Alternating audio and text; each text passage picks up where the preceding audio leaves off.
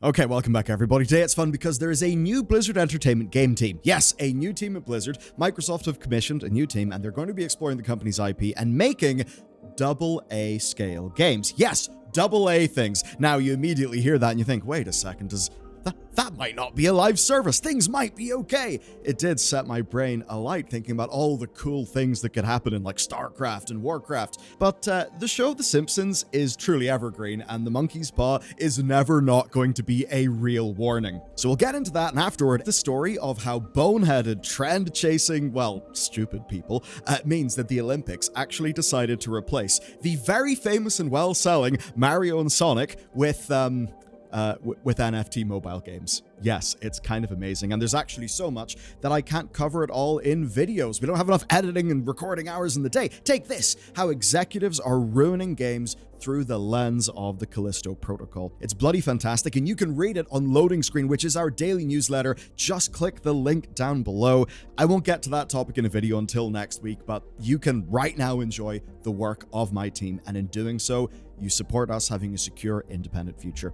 With that said then, the new Blizzard team. So early last week, Game Pass Tracker spotted that somewhere in the region of 70 staff at King had been updating their LinkedIn profiles to show that they were actually working at Blizzard, right? Which, I mean, you look at that and think, oh, the monkey's paw. We've literally only just started talking about the story and the monkey's paw just curled. We obviously see that, look at Warcraft Rumble and think, oh great, this is just a new mobile games division. They of course had an incubation group within Blizzard Entertainment. It was ran by Alan Adam. There were multiple different mobile projects there that included the likes of essentially Pokemon Go pet battles, but they've basically cut loads of those projects and only Rumble existed. And if it was just that, some new mobile games, I wouldn't really care enough to actually bring it to you. So what's interesting and has changed is Jez Corden's reporting for Windows Central, and we kind of see from that things may be a little bit different. So apparently Blizzard are going to get back into smaller scale game development within their franchises. That's basically AA titles in Warcraft, Overwatch, Diablo, StarCraft, and others. And those developers from King have actually been given specific approval from Microsoft to go and aid in that effort. Now, obviously, it's hard not to look at the closure of, say, Tango Gameworks and their decision not to make a sequel to Hi-Fi Rush, a game that they literally said surpassed their own metrics and that they were really happy with. It's hard to look at them doing that with Hi-Fi Rush and see this happening over here. Thing is though, while Hi-Fi Rush was a great game and, outsold expectations, it doesn't have the brand name recognition of Warcraft, probably less StarCraft, but certainly Diablo. And what's suggested is similar to what's been going on at Obsidian. And this is weird because most people will not know this. Now with Obsidian, like if you ever played Knights of the Old Republic 2, that's them. If you've ever played Fallout New Vegas, that's them. They have a massive, long, amazing history. And recently, we've had Pentiment and, to some extent, Grounded. Those were both small teams within or sort of underneath the Obsidian umbrella that Xbox gave latitude to make smaller games for a targeted audience. Now, both went well, right? Grounded actually ended up being a long-term financial success, and Pentiment was a critical darling. But here's the thing, how much long-term brand value were things like that actually drive for the company? Compare that to something like, say, Arcane. I don't normally think about League of Legends, but I loved Arcane, I'm excited for the next season, and that has kept Riot's IP in my head. If you're able to bring the Warcraft universe to me in the form of a AA game, guess what? Even if I'm not playing the MMO, that's a reason for me to care and keep it in my head. Here's a direct quote from Jez's reporting. Sources tell me that Microsoft is keen to explore and experiment finding success out of smaller teams given the monstrously ballooning costs facing AAA game development. And it's kind of funny because this cuts back to the sort of thing that people were excited about pre-acquisition, right? Whenever Phil Spencer was adamant that he wanted to get out of the way and just let them make the games. Obviously, that immediately ran into consequences. Now, I do not think that Phil Spencer, necessarily thought that all of that stuff would happen. I think he will have known it will have been a possibility. The bad things, that is, because yes, we know him for video games, but he is he's a corporate executive, so he will always have that risk profile in his mind. But I suppose one could say that now that the board have got what they want in terms of cost reductions, maybe it's now a case of the Xbox team actually working out how to best use the teams and the assets, the IP that they have acquired. Now, historically, the problem with this is opportunity cost, right? It requires developers to do this stuff, and guess what? Those developers could be working on World of Warcraft. Over 500 people on the core game team drives billions and billions of dollars. It's very hard to justify not putting money into like what is the winning horse. But there are times that will close you off to the sorts of things that actually gain you your 1,000 true fans. Here's the deal. Warcraft did not start as something that was absolutely humongous, one of the biggest brands in gaming, right?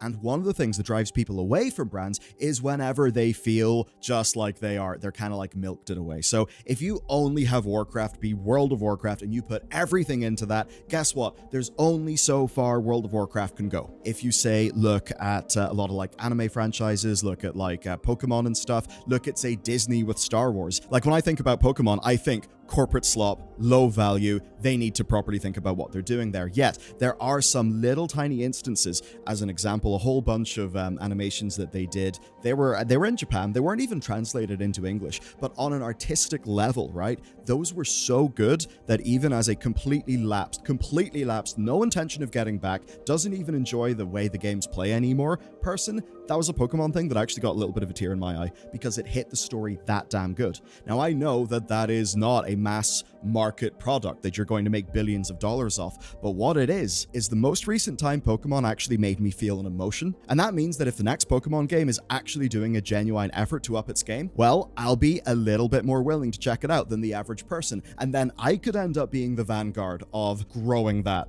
via word of mouth. So that is why those small sorts of things can actually matter, even for a humongous brand like a World of Warcraft. It just has to be done in a cost-controlled, responsible way. Now, obviously, the idea that Candy Crush people are going to be doing a Warcraft or StarCraft thing is absolutely spooky because we just look at mobile game formats. But here's what's interesting. Game Pass Tracker spotted the senior creative director for this unannounced project is George Andreas, and per his LinkedIn, he was actually a key creative at Rare on games like basically Donkey Kong, Banjo-Kazooie, Perfect Dark Zero, and Viva Pinata. So I would imagine this to be an experiment. It's going to be ways off any form of release. But between this and Activision's new standalone IP studio, there may be some people benefiting from the merger other than Xbox accountants. The problem is at the corporate level, when you go to, say, the pressures that Satya and the other C-suite people will be putting in somebody like Phil and his management team, well, that is where you get these very large-scale, corporate slashings and that sort of thing. At the very least interesting, but our next story is, who needs Mario and Sonic when you just have NFTs? So, since 2007, Mario and Sonic have been competing at the Olympics. The full cast would appear in the tie-in license games, and often they were really, really good. I totally get that some of you just may have missed out on this because of timing, but you see, whenever the first one came out in 2007, that was like a weird family institution of like what to do in front of the TV. It was that goddamn successful. And that's why it sucks that this year it's not going to happen, and per Eurogamer's reporting, the reason is simple. The IOC, who are the International Olympics Committee, they decided that they actually just don't want to have these be representatives of the event. And they said they had other ideas to represent the spirit of friendly competition. So listen to this. They'd wanted to look at other partners in NFTs and esports. Lee Cocker, who worked on almost every entry in the series, told Eurogamer. Basically, the IOC wanted to bring it back to themselves internally and look at other partners so they would get more money. So there you go. These guys, the Mario, the Sonic, they are not the spirit of competition. It's not about that. It's about money, and that means mobile games, esports, NFTs. Hell yeah. All things chosen for the express purpose of some more money. So let's talk about, were the IOC right? Let's take a look at what they made instead. And if you want to follow along, you can always go to the Epic Games Store and download Olympics Go Paris 2024. It is free in the Epic Games Store and mobile. And basically, instead of themed mini games, what you get is mobile game tapping and a very vague layer of management and basically like energy level stuff, as well as then a whole host of in-app purchases and NFT acquisition opportunities. I mean, come on, look at this. It's a digital pin. Who on earth would want to have an actual pin that they could say put in their backpack or somewhere around them? No, digital pin. If we say it's a pin, then it's a pin, even if it does nothing that a pin does, because we just live in complete upside down land. Now, will this somehow make more money than, say, the 900,000 copies that Mario and Sonic at the Olympic Games Tokyo 2020 sold by March of 2020? I think unlikely. And you might look at that and think, oh, come on, 900,000 copies? Square Enix were sad when Lara Croft Tomb Raider didn't get 6 million copies. But guess what? Games like this are actually way cheaper to make. Like, absurdly cheaper to make. This is basically free money. Their problem is, it's not, all of the free money. So what they've done is they thought they were doing something smart, but they just ended up cutting their nose to spite their face. But of course, this is the IOC, the very same one that just handed the inaugural esports Olympics to Saudi Arabia. Yeah, because, hey, guess what? The oil's going to run out, so we need to get the gamers in. We need to get esports in, and investment. Because apparently their economic planning model over there is just, fuck it, we'll just do something absolutely flex and insane that has no fundamental, like economics, right? I don't know. It's completely insane. But of course, it helps that a major chunk of esports itself, in the face of ESL Faceit, are now owned by the Saudi Arabian-owned Savvy Games Group. And of course, this is all a part of MBS's Vision 2030, where Saudi Arabia basically wants to rehabilitate its image via some lovely sports washing in, of course, both physical and digital sports spaces. That is why, if you're wondering, like, why are they building a 7 Flags over there?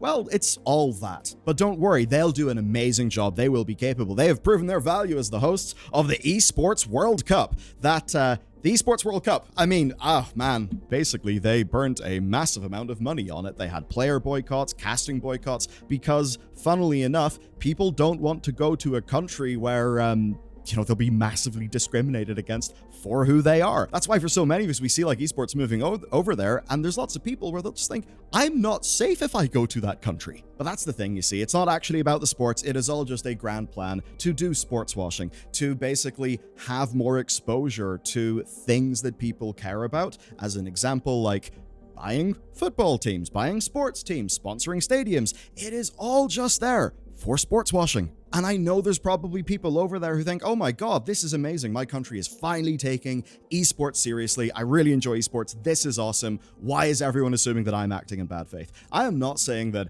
anybody, who's just like working the actual thing over there is acting in bad faith as a part of some, spooky conspiracy thing. I just don't think that the decision makers really give a fuck. And I think it is all, just cynical sports washing to rehabilitate image so they can probably translate themselves over to having more of a culture and tourism-based economy, because there's like oil worries. I mean, that's the entire point of Vision 2030, right? That's why we're just seeing more involvement with games.